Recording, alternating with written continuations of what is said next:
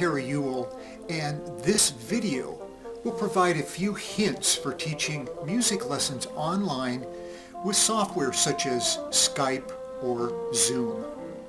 I've been teaching online music lessons for over a decade, and I've learned several ideas to make the lessons more successful for students and teachers. I will assume for this video that you've already installed Skype or Zoom or your other software. Do not play or sing directly into the microphone. The performance of musical instruments or singing is much louder than normal speech. The software is set up for normal speech, and thus the position of the equipment needs to be different.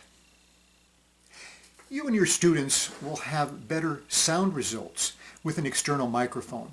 For my Skype lessons, I use a USB microphone.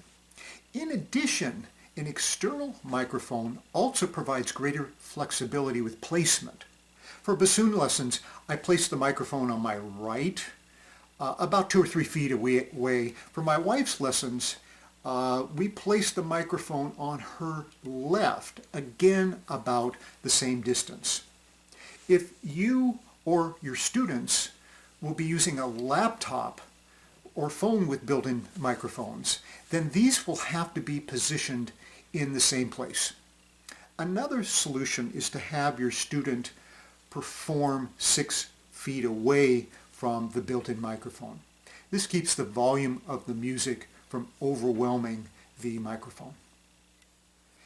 To avoid audio feedback, I teach all of my Skype lessons wearing a headset or earbuds.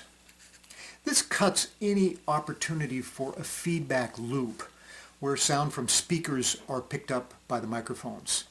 It's not necessary for the student to do this, however, if you do that as the teacher.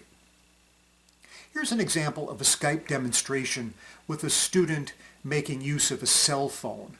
The placement of the cell phone on the right of the student and the distance is ideal for both sound and viewing of the bassoon.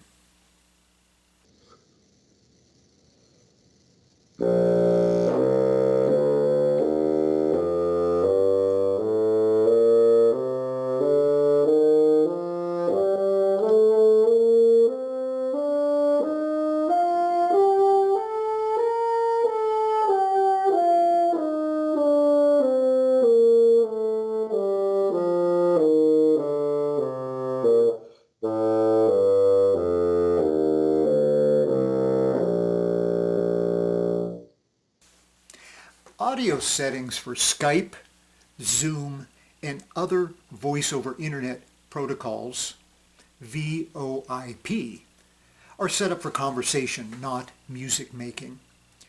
They have automatic configurations that include compression and gates. For best results, these should be changed. Here's how to configure your settings for sound in Skype.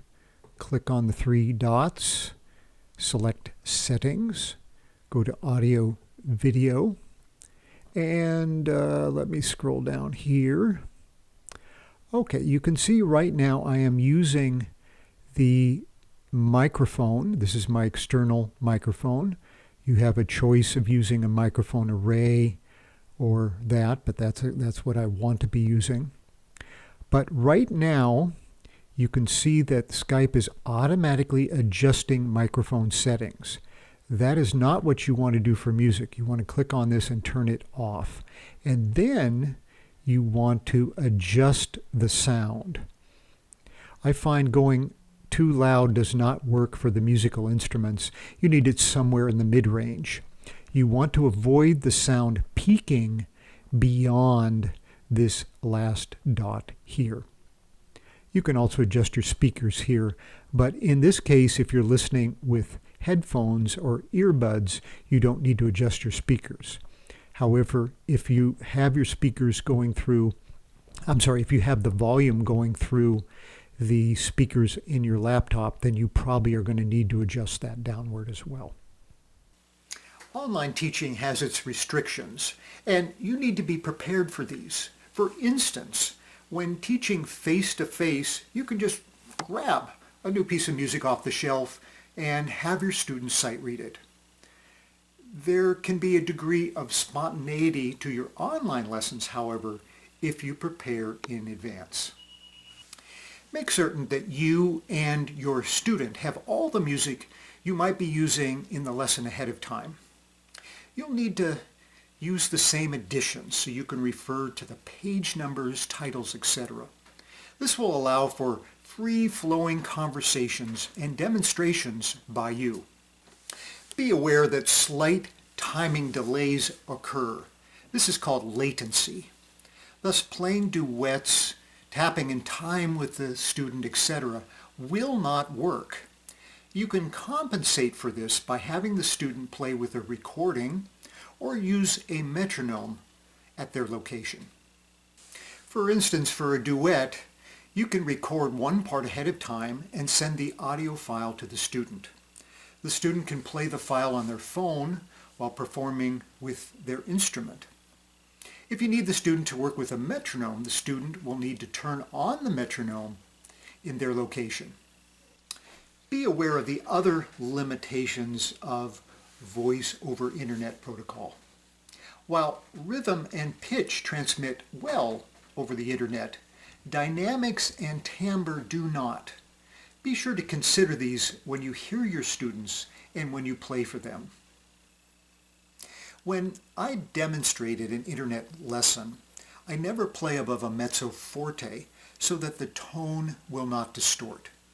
Instead, I focus on nuance within the limited dynamic range.